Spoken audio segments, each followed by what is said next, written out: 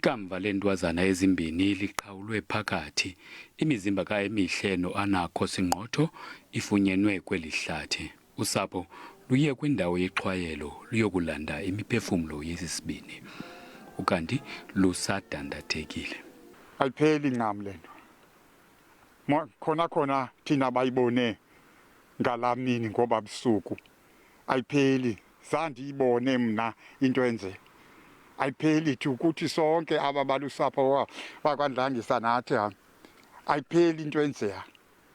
Laa nto mangasafumaneka laa nto ingabikho laa nto ayiparuni kuye because laa nto usibule gqithi ngesingekho abe ngokensha.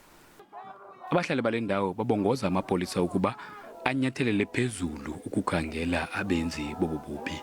Ndifuna afunyanwe abanjwe, anganikwa bheyile, anikwe isigwebo sobomi. Isigwebo sobomi esingazuthi emva kweminyaka elishumi kuthi hayi ngoku siyamsizela ingathi uzithobile.